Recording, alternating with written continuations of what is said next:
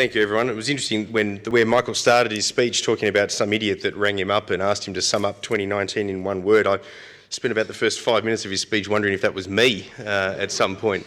It sounds like the kind of thing that journalists often do when they want a very short grab rather than a long one into a package. But I appreciate the opportunity to be here again after my stunningly accurate prediction same time last year about what would happen at the election. I wasn't sure if it was a sick joke asking me to offer some views on what to expect in the political year ahead when CEDA first invited me to do so, given the track record of predictions that I've been through before, which started, I won't go through it, but it's pretty much getting everything wrong for the last 10 years or so in Australian politics. So it's with that I'm looking forward to giving you some insights on what you can anticipate in 2020. It all started obviously with getting it wrong. I didn't think Kevin Rudd would ever become Prime Minister. That's because I've met him. And I just realised he actually opened the CEDA event in Sydney last night, didn't he, or yesterday? So it was great to obviously have him on board. Perhaps that's why I wasn't invited. But anyway, we'll roll on. So 2020 is an interesting year in politics federally, unusually so, because there's obviously a state election up here in Queensland, which I'd be happy to talk at length about, but then Anne would point out that I don't know a lot about Queensland politics, so I won't. But that comes towards the end of the year. You've obviously also got the US presidential election, which is particularly interesting to watch how that unfolds, including the primaries before it. So federal politics in this country in 2020 was supposed to be a relatively boring year, a non-election year, an ascendant government, even if surprised at its own success at getting back at the election. We do have a scenario now where one by one government MPs walk around with a sort of puffed out chest and confidence in the wake of their victory, which almost to the letter all of them did not see coming. And many staffers had actually given up their rentals in Canberra, planned their next job. MPs were thinking along the same sort of lines, including some very senior ones that I won't name. So you know, their sort of sudden newfound confidence in the victory that they didn't expect has been interesting to watch. But of course, we were the ones, commentators, who were more certain and more public in actually stating what we didn't think would happen, which was the return of the government. But what's become interesting about 2020 is not just what was already, or at least I found already interesting, which was that we had a returned government that didn't really have an agenda for the coming 3 years because they didn't expect to be there. That's something that I want to talk a little bit about, because that does give us an interesting lens of understanding as they now try to craft that agenda somewhat belatedly since their victory at the last election, which wasn't that recently now. You've got to remember, in 3-year electoral cycles, we are about to come up to the end of their first year back in government.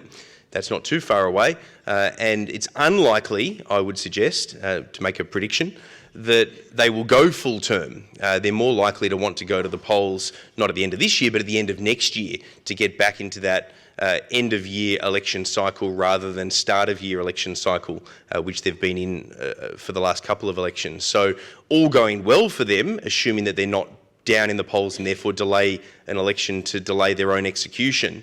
That is probably the most likely scenario. So we stand here at the beginning of 2020 with the next election, even though we feel like we've just had one, likely to be upon us by the second half of next year. So that's not that far away. And it's even less further off into the distance when you consider the nature of modern political campaigning, the permanent campaign concept, which is that parties are perennially campaigning and fundraising and all the rest of it, which means that will ramp up very shortly if it hasn't already started to do so. So that is the context of any discussion about policy and policy making that we're seeing at the moment. But overlapping with that, the unexpected start to 2020, which saw me and others in their own spectrum scrambling to rewrite sections of the political overview in the CEDA report, was the unexpected tanning of Scott Morrison in Hawaii. Although I guess he didn't really get a tan, did he? Because he had to rush back. That and the flow-on effect of that, some of his handling, or perhaps better put, mishandling of the bushfires, the sports rorts saga, which is ongoing and should continue to be reminded, and I'll go through why in a moment. All of these gaffes, and I haven't even got to the National Party yet, with the fact that none of them really want Michael McCormack as their leader, even those who voted for him. I'd probably exclude him from that. But the rest of them, you know, that they just don't want Barnaby Joyce. so therefore they vote for Michael McCormick. And that's why, again, a prediction that David Littleproud probably won't want me to make is that he's likely to come through the middle and become the next National Party leader sooner rather than later as the compromise candidate, which is also the way that we ended up getting Scott Morrison in the first place when Peter Dutton came after Malcolm Turnbull. So this start that the government have had, and I know it's all politicking, but the start to the year really was, for me at least, unexpected. You know, and it's changed the dynamic going forward in a really interesting way, I think, for the government. On the upside for Scott Morrison and the government, time is on their side. Even though I've just pointed out that the electoral cycle compresses, time is nonetheless on their side. He would rather have had his Hawaiian misadventure now than at the end of this year. He would rather, and I know this is cynical talking about it in pure political terms, but he would rather have gone through the bushfire crisis and his mishandling of parts of it now rather than in 12 months' time ahead of an election year or a likely election year. So time is on his side and there is the capacity there for him to re-engage with voters. But I'm not certain that he'll necessarily get there. He may have gone through a sort of a Kevin Rudd moment, or even, not that Tony Abbott ever had popularity, but a Tony Abbott moment post the Prince Philip debacle, where the public mood firms around him, even if the public is thoroughly uncertain about whether it should or would or even could return to Labor anytime soon. So that's the scenario. Michael talks about, you know, doomsayers and negativity. It's hard not to be negative when talking about federal politics in this country. But at the moment, that's the situation Scott Morrison finds himself in, where he may have lost what it was that mainstream voters liked about him. They felt that he was the everyday guy, you know, the sort of slightly folksy dad who understood them and who had some sort of affinity with them. And it drove people like me nuts, because I know that that's not the real him. But nonetheless, you know, it was successfully working for him, like it did for a while for Kevin Rudd, like it did for a long while for John Howard. I wonder whether that's broken now or whether it's only temporarily damaged because of what's happened and he can get it back. And a lot of that, I think, will be on him and how he handles himself from here. He did very well at isolating his critics, namely in the media, but also in partisan politics, who were painting him as Scotty from marketing, the PR guy, and all the rest of it. But now that is actually becoming a phrase that has gone a lot more mainstream. The Batuta Advocate came up with Scotty from marketing, which I just always have a smirk on my face, speaking of smirks, whenever I think about it. But it has gone mainstream in the wake of some of the mishandling around his Hawaiian scenario and his return from that. So I don't dare to make a prediction about where that goes. I publicly tweet and predict that Scott Morrison is a shoo and he can't lose the next election, but I kind of just do that to play with the Prime Minister's office, given that they like to mock me for getting the last election wrong. I thought I'd make a certain prediction that they can't lose, just so that they sort of have to wear that. But realistically, I'm not sure where it goes. I'm really uncertain where the public lands on it. The one thing that if I was a Labor strategist, I would be extremely concerned about going into 2020 is that despite the start to the year that the government has had, and despite all the misadventures on the way through and the mocking and the missteps and the mistakes, you know, those handshakes that he was trying to do with bushfire victims, you know, forcing people to shake his hand, the whole optics of that, and as I say, then the sports rorts saga that was really in the thick of it for the last news poll, to only be ahead 52-48 on the two-party vote would frighten the hell out of me if I was a Labor strategist in that context. Yes, Scott Morrison's personal numbers have tanked. Yes, Anthony Albanese's taken over from him on the preferred Prime Minister rating, but to only be so marginally in front within the margin of error on the actual party votes, and for Labor's primary vote to still be so low despite all of that, and the government's primary vote to be relatively robust despite all of the missteps, that would really frighten me if I was Labor. And that kind of goes to some of the reportage that we've seen more recently around the party trying to work out what it stands for as it tries to appeal to North Queensland electorates or to broader coal mining communities and balance its inner city voters with some of those working class voters in regional or semi-regional areas. That challenge for Labor is one that they are a long way from overcoming. and you've got relatively forceful groups on either side of the opposition's left and right flank trying to push it in both directions, neither of whom are really understanding, in my view at least, how to capture the centre ground on all of this, which is hard to do. Labor is an almost permanently wedged party in some respects between these different constituencies, with disadvantages whichever way it turns. So that would concern me, despite all the government's issues. I mentioned sports rorts. This is something that there's not a lot in politics that I feel the need to campaign on. It's not really my job, but I feel like campaigning on sports rorts and the broader issue of trying to remove such flagrant partisan allocation of taxpayers' dollars, avoiding due process, ignoring independent advice, and then blatantly just trying to hope that the issue goes away and that the dogs bark but the caravan moves on, because that's what we're seeing at the start of 2020 on that issue, is a government that, yes, they kicked Bridget McKenzie to the curb, but they found a technicality with which to do it.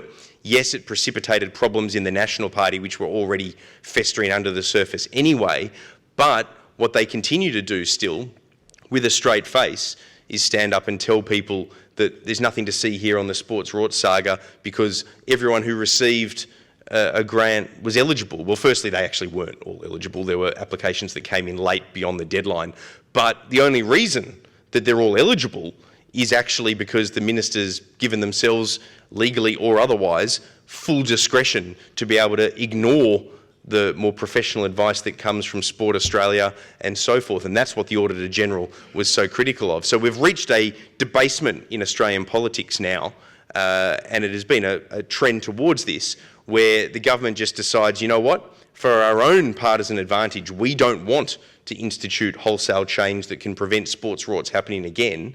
We've got rid of the minister on a technicality. We're not going to change the structures, by and large, around the programs because we want to be able to keep doing what we've done. We just have to do it a little bit more delicately so we don't get so badly pinged for it next time. And then they're actually prepared to stand there and use as a defence for what the Auditor General exposed, the argument that it all is okay here because of eligibility.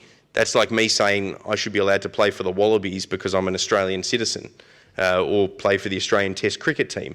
Just because I'm eligible means nothing in relation to the suitability or otherwise of me being selected for that, just like grant applications being eligible for the sports grants means nothing and is neither here nor there as to which ones get selected in what was supposed to be a merit-based system.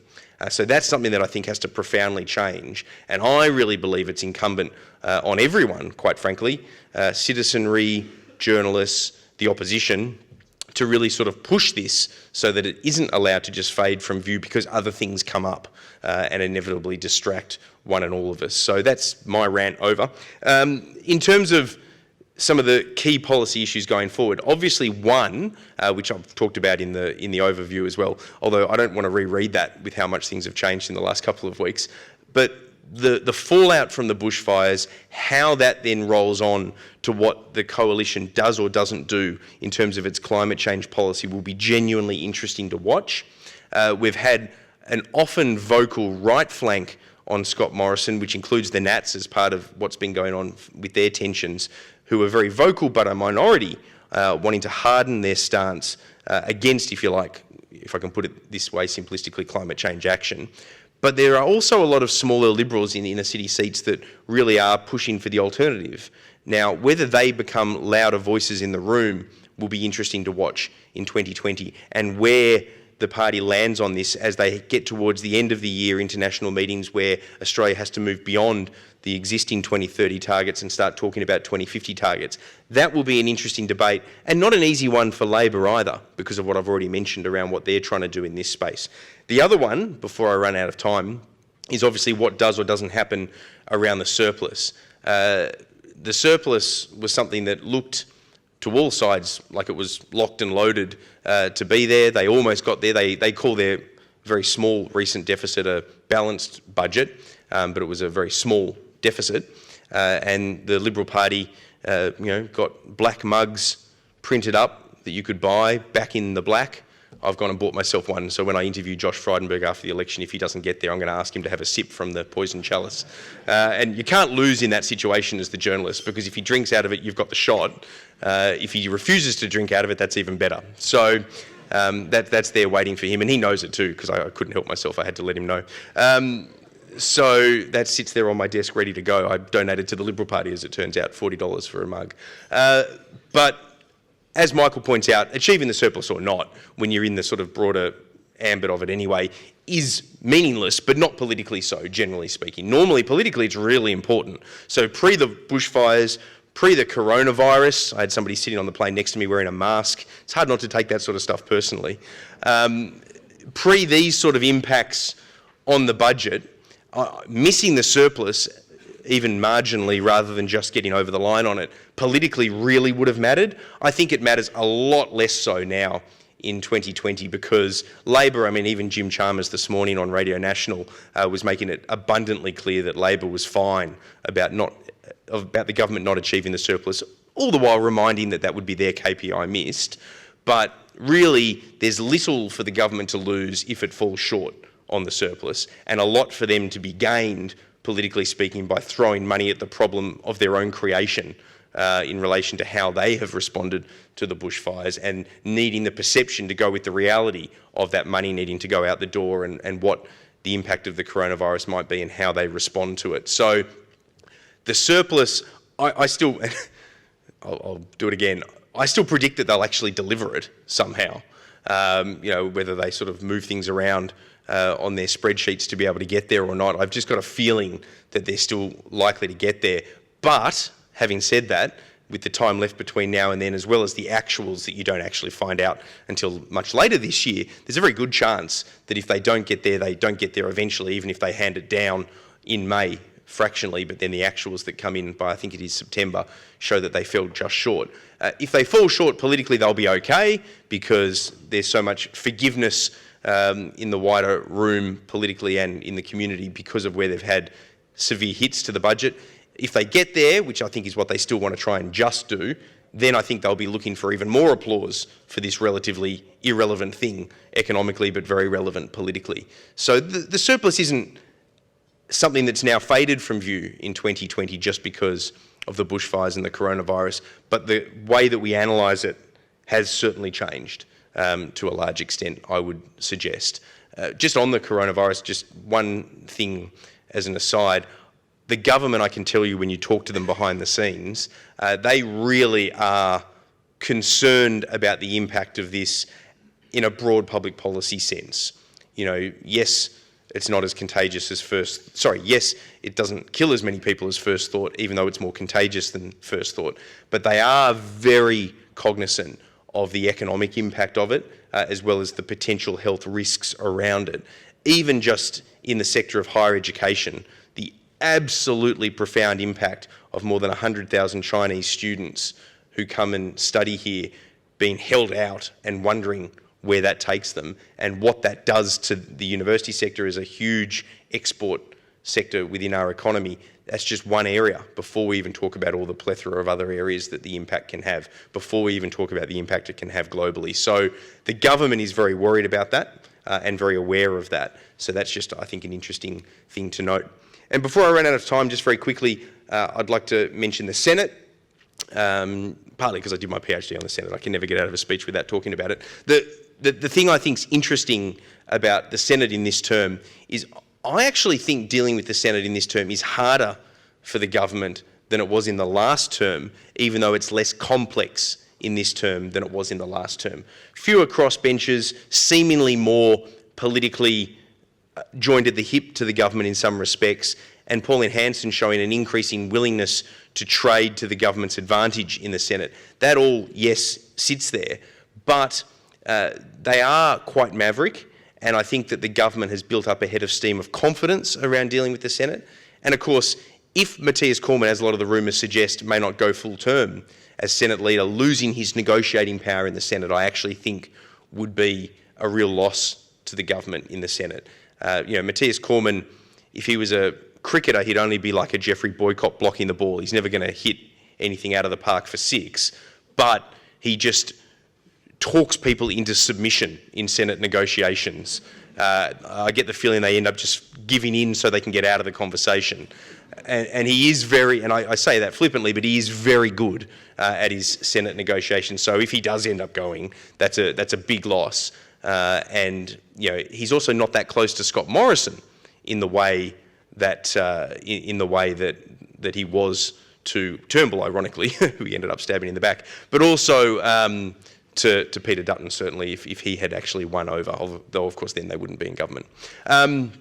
So watching the Senate's interesting, and just as a really last moment, because I've got 30 seconds left, longer term thing to look forward to, for better or worse. At the moment, the Senate has crossbenchers controlling the balance of power. Don't forget that the Greens did a lot better at the last election than people expected, and because the election before that was a double dissolution, at the next election, the Greens will actually only have a small number of senators up for re-election. They should do well, even with Adam Bandt as leader, and as a result of that, they may well control the balance of power in their own right. Not in this term, but in the term that follows. And that's an interesting challenge for either a re-elected Scott Morrison. He wouldn't get anything done legislatively, although at least then he'd have an excuse because he kind of doesn't get anything done legislatively anyway. But if Labor gets in, then this whole debate about whether they get dragged to the left or the right, well, if they want to get anything through the Senate, they're going to get dragged to the left by the Greens. Thank you.